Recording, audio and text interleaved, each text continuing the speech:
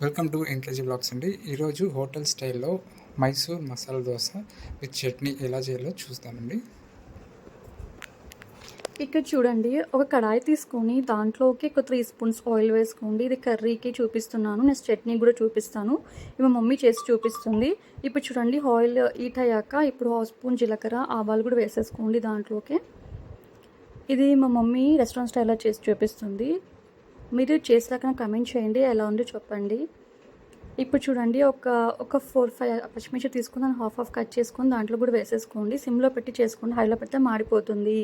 ఇప్పుడు చూడండి, ఒక బిగ్ ఆనియన్ తీసుకొని దాన్ని చిన్న చిన్న పీసెస్ కట్ చేసుకొని దాంట్లో కూడా బాగా కలిపేసేసుకోండి.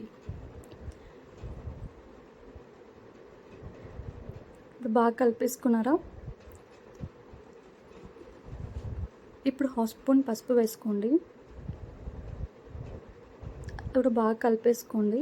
ఇది కర్రీకి ఎలా అని చూపిస్తున్నాము. ఈజీ ప్రాసెస్లో ఈజీగా చేసి పెట్టచ్చు. కొత్తగా పెళ్ళైన వాళ్ళు కూడా ఈజీగా చేసి పెట్టచ్చు. పెద్ద కష్టం పని ఏమీ ఉండదు.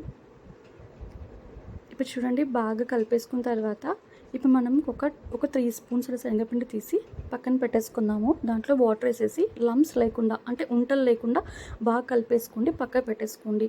నెక్స్ట్ ప్రాసెస్ మీకు చూపిస్తాను. ఇప్పుడు అంతా బాగా కలిపేసుకున్నారా? పక్కన పెట్టేసుకోండి. ఇప్పుడు చూడండి, మనము ఈ కర్రీ అంతా తయారు చేసి పెట్టుకున్నాం కదా, దాంట్లోకి మనం శనగపిండి వాటర్ వేసి పెట్టుకున్నాం కదా, అదంతా దీంట్లో గుమ్మరిచ్చేసుకోండి. ఆ విధంగా బాగా కలిపేసుకోండి నీట్గా. ఇంకా కొంచెం దాంట్లో వాటర్ వేసేసుకోండి. మన కర్రీ ఎంత కావాలి క్వాంటిటీ బట్టి మీరు చేసుకోండి.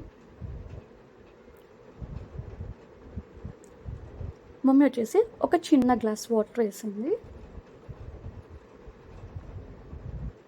మరి ఎక్కువ వేయకూడదు.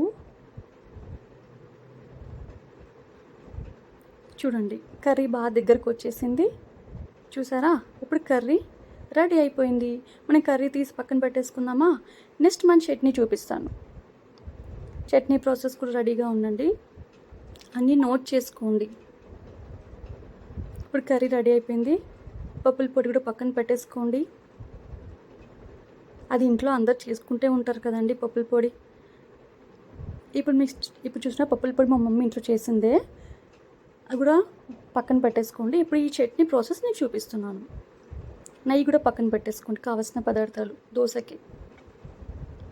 ఓకే, ఇప్పుడు చూడండి, ఒక మిక్సీ జార్ తీసుకొని దాంట్లోకి ఒక బిగ్ ఆనియన్ తీసుకొని ఒక 3 ఒట్టిమిరపకాయలు తీసుకోండి. ఒక 1 స్పూన్ రెడ్ చిల్లీ పౌడర్ వేసుకోండి. దాంట్లోకి రాళ్ళుప్పు వేసుకోండి. ఎందుకు మళ్ళీ కారం అనుకుంటున్నారా? ఇది స్పైసీగా ఉంటేనే బాగుంటుంది కాబట్టి. ఇప్పుడు దోశ వేసేసుకోండి బాగా నీట్గా. దోశ అందరికి వచ్చులేండి వేసేది, అందుకే చూపించలేదు. ఇప్పుడు చూడండి, మనము దోశ అంతా హీట్ అయిపోయిందా, సిమ్లో పెట్టి వేసుకోండి, దీనితో మాడిపోతుంది. ఇప్పుడు చూడండి, మనము ఒక 1 స్పూన్ కర్రీ వేసింది మా మమ్మీ, ఒక 2 స్పూన్స్ చట్నీ వేసేసింది.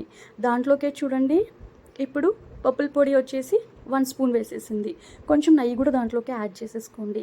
బాగా స్ప్రెడ్ చేసేసేయండి నీట్గా స్ప్రెడ్ చేసేసారా? ఇప్పుడు కొంతసేపు అలానే ఉంచి ఇంకా మనం సర్వింగ్ చేసుకునిక సర్వ్ చేసేసుకొని హాట్గా ఈ రైనీ సీజన్లో చాలా బాగుంటుంది. ఈ దోశ వేసుకొని తినండి. కమెంట్ కూడా చేయండి, ఎలా ఉంది నాకు చెప్పండి.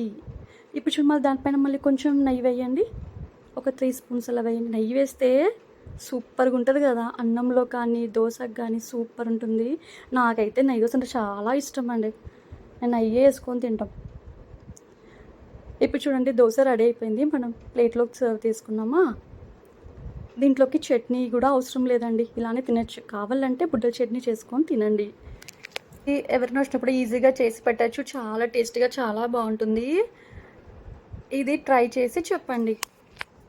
సబ్స్క్రైబ్ చేసుకోండి ఛానల్కి.